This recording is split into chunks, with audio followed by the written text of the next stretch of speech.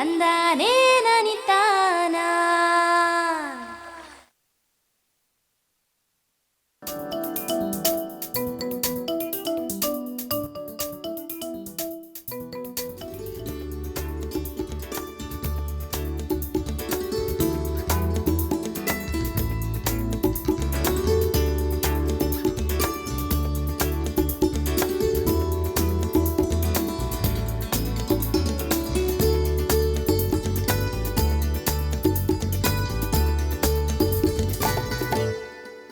ರೈತ ಬಾಂಧವರೇ ನಮಸ್ಕಾರ. ಕೃಷಿ ದರ್ಶನದ ಕೃಷಿ ವಾರ್ತೆಗೆ ತಮ್ಮೆಲ್ಲರಿಗೂ ಹಾರ್ದಿಕ ಸ್ವಾಗತ.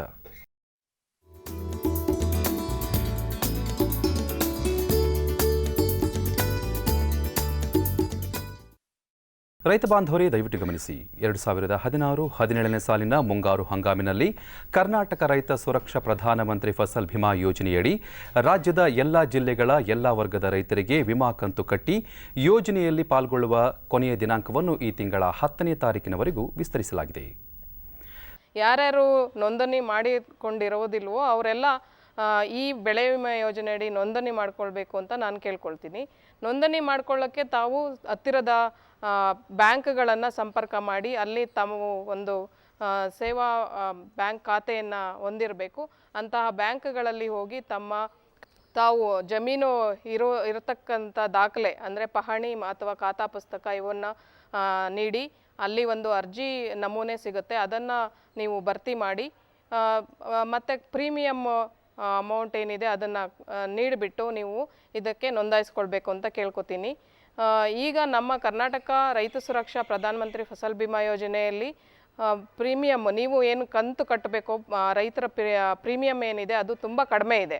ಆಹಾರ ಮತ್ತು ಎಣ್ಣೆಕಾಳು ಬೆಳೆಗಳಿಗೆ 2% ಹಾಗೂ ತೋಟಗಾರಿಕಾ ವಾಣಿಜ್ಯ ಬೆಳೆಗಳಿಗೆ 5% ನೀವು ಕಟ್ಟಬೇಕಾಗುತ್ತೆ. ಉಳಿದ ಏನು ವಾಣಿಜ್ಯ ಪ್ರೀಮಿಯಮ್ ಅಂತ ಏನಿರುತ್ತೆ, ಉಳಿದ ಮೊತ್ತವನ್ನು ಎರಡೂ ಸರ್ಕಾರಗಳು ಸಮನಾಗಿ ಭರಿಸ್ತವೆ. ಈ ಬೆಳೆ ವಿಮೆ ತಗೊಳ್ಳೋದ್ರಿಂದ ನಿಮಗೆ ಸಾಕಷ್ಟು ಅನುಕೂಲಗಳಾಗುತ್ತೆ. ಈಗ ಬೆಳೆ ಕಟಾವು ಪ್ರಯೋಗಗಳಿಂದ ಏನು ಇಳುವರಿ ಬರುತ್ತೋ ಅದು ನಿಮ್ಮ ಬೆಂಚ್ ಮಾರ್ಕ್ ಇಳುವರಿಗಿನ್ನ ಕೊರತೆ ಉಂಟಾದಲ್ಲಿ ಅದಕ್ಕೆ ಅನುಗುಣವಾಗಿ ನಿಮಗೆ ಪರಿಹಾರ ನಷ್ಟ ಸಿಗುತ್ತೆ.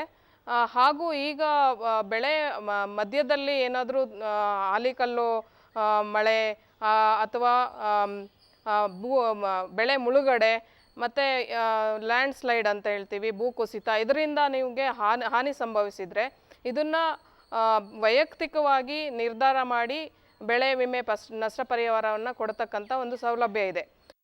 ಮತ್ತು ಇನ್ನೊಂದು, ಬೆಳೆ ಕಟಾವು ಆದ ಮೇಲೂ ಸಹ ಕೆಲವೊಂದು ಬೆಳೆ ಅಲ್ಲೇ ಕ್ಷೇತ್ರ ಮಟ್ಟದಲ್ಲಿ ಕಟ್ ಮಾಡಿ ಒಣಗಿಸೋಕ್ಕೆ ಅಂತ ಒಂದು ವಾರ ಅಥವಾ 2 ವಾರ ಹಾಕಿರೋಂಥ ಇದು ಇರುತ್ತೆ. ಆವಾಗ ಏನಾದರೂ ಜಾಸ್ತಿ ಮಳೆ ಬಂದು ಹಾನಿಯಾದ ಸಂದರ್ಭದಲ್ಲಿಯೂ ಸಹ ಕಟಾವಿನೋತ್ತರ ನಷ್ಟದ ಸೌಲಭ್ಯವನ್ನು ಸಹ ಈ ಯೋಜನೆಯಡಿ ಕಲ್ಪಿಸಿದೆ. ಈ ಎಲ್ಲ ಅನುಕೂಲ ಇರೋದ್ರಿಂದ ನೀವು ಯಾರ್ಯಾರು ನೋಂದಣಿ ಮಾಡಿಕೊಂಡಿರೋದಿಲ್ವೋ ಅವರೆಲ್ಲ ಈ ಬೆಳೆ ವಿಮೆ ಯೋಜನೆಯಡಿ ನೋಂದಣಿ ಮಾಡ್ಕೊಳ್ಬೇಕು ಅಂತ ನಾನು ಕೇಳ್ಕೊಳ್ತೀನಿ.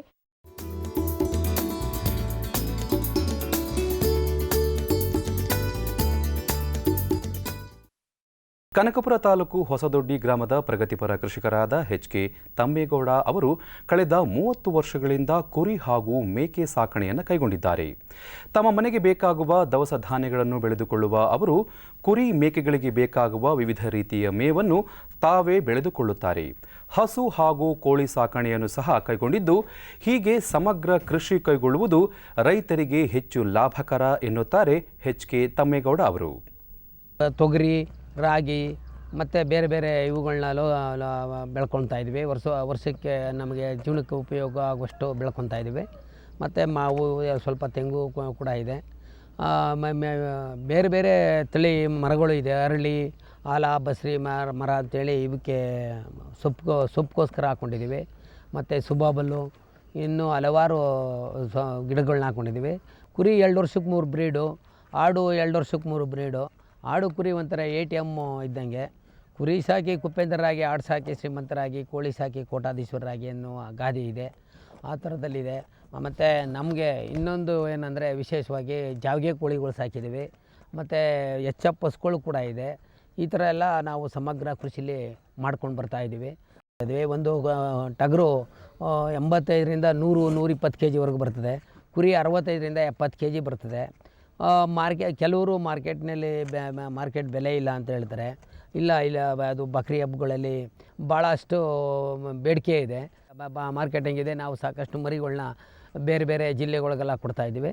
ಆದ್ದರಿಂದ ಬೇರೆ ಬೇರೆ ತಳಿಗಳ ಸಾಕಿದ್ರೇ ರೈತನಿಗೆ ಉಪಕಸಬು ಮಾಡ್ಬೋದು ಅಂತ ನನ್ನ ಅನಿಸಿಕೆ. ಗೋಮಾಳ ಕೆರೆ ಕಟ್ಟೆಗಳು ಇಲ್ಲದ ಕಾರಣ ನಮಗೆ ಮನೆಯಲ್ಲೇ ಸಾಕೊಳ್ಳೋ ಪದ್ಧತಿ ಮಾಡಿಕೊಂಡ್ರೆ ರೈತನಿಗೆ ಅನುಕೂಲ ಆಗ್ತದೆ. ಆದ್ದರಿಂದ ಈ ಮರಿಗಳನ್ನ 2.5ರಿಂದ 3 ತಿಂಗಳು ಮರಿ 15 ಕೆ ಜಿ ಇರ್ತವೆ. ಅದು ಮಾರಾಟಕ್ಕೆ ಸುಲಭವಾಗ್ತದೆ. 4ರಿಂದ 5 ಸಾವಿರ ರೂಪಾಯಿ ಮಾರಾಟ ಮಾಡ್ತೀವಿ. ಸಮಗ್ರ ಕೃಷಿ ಒಳಗೆ ನಾವು ರೈತರುಗಳು ಅಳವಡಿಸ್ಕೊಂಡ್ರೆ ಅದೇ ಕುರಿ, ದನ, ಆಡು, ಕೋಳಿ ಇವುಗಳನ್ನೆಲ್ಲ ಮಾಡ್ತಾ ಹೋಗಬೇಕು.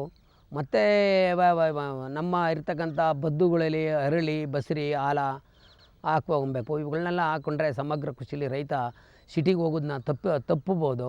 ಈ ಕೋಳಿಗಳಲ್ಲಿ ನಾಟಿ ಕೋಳಿಗಳಿಗೆ ಭಾಳಷ್ಟು ಬೇಡಿಕೆ ಇರೋದ್ರಿಂದ ಈಗ ನಮ್ಮವೆಲ್ಲ ಒಂದು ವರ್ಷಕ್ಕೆ ಇಲ್ಲ ಅಂದ್ರೂ 60ರಿಂದ 70 ಸಾವಿರ ರೂಪಾಯಿ ನಾನು ಮಾರಾಟ ಮಾಡ್ತೀನಿ. ಮೊಟ್ಟೆ 15ರಿಂದ 20 ಸಾವಿರ ರೂಪಾಯಿ ಮೊಟ್ಟೆ ಮಾರ್ತೀನಿ. ಒಂದು ಮೊಟ್ಟೆ 20 ರೂಪಾಯಿಗೆ ಮಾರಾಟ ಮಾಡ್ತೀವಿ. ಆದ್ದರಿಂದ ನಾವು ನಾನು ಕನಿಷ್ಠ ಪಕ್ಷ ಇಲ್ಲ ಅಂದರೆ ಎಲ್ಲ ಕಳೆದು ಒಂದು ವರ್ಷಕ್ಕೆ 2.5ರಿಂದ 3 ಲಕ್ಷ ರೂಪಾಯಿ ಈ ರಾಗಿ, ತೊಗರಿ ಮತ್ತು ಆಡು, ಕುರಿ ಇವುಗಳನ್ನೆಲ್ಲ ಒಂದು 3 ಲಕ್ಷ ರೂಪಾಯಿ ಎಲ್ಲ ಖರ್ಚು ಕಳೆದು ಇದಿರ್ತೀವಿ. ನಾವು ಆರಾಮಾಗಿ ಬಿದ್ದೀವಿ. ಮತ್ತು ಏನೇ ಬರಗಾಲ ಬಂದರೂ ನಾವು ಸಹಿಷ್ಣೆ ಮಾಡ್ಬೋದು. ನಾವು ಸರ್ಕಾರನ ಅವಲಂಬಿಸ್ಕೋಬಾರ್ದು. ನಾವು ಮೊದಲು ನಮ್ಮ ಟೆಕ್ನಾಲಜಿಯಾಗಿ ನಾವು ಮಾಡೋದು ಕಲ್ತ್ಕೋಬೇಕು. ಆ ಥರ ಮಾಡ್ಕೋಬೇಕು ನಮ್ಮ ರೈತರುಗಳು. ಆದ್ದರಿಂದ ಮಾಡಿಕೊಂಡ್ರೆ ಮುಂದಿನ ಪೀಳಿಗೆಗೆ ಅನುಕೂಲ ಆಗ್ತದೆ. ಮುಂದೆ ಇನ್ನು ಬರುವುದೇ ವ್ಯವಸಾಯ, ಇನ್ನೇನು ಸಿಗಲ್ಲ ಇನ್ನು. ಆದ್ದರಿಂದ ರೈತನ ಮಕ್ಕಳು ಜಾಸ್ತಿ ಇದನ್ನು ಉಳಿಸ್ಕೊಳ್ಳೋಕೆ ಪ್ರಯತ್ನ ಪಡಬೇಕು. ರೈತ ಬಾಂಧವರೇ, ಪ್ರತಿದಿನ ಸೋಮವಾರದಿಂದ ಶುಕ್ರವಾರದವರೆಗೆ ಸಂಜೆ 5 ಗಂಟೆ 30 ನಿಮಿಷಕ್ಕೆ ಕೃಷಿ ವಾರ್ತೆ.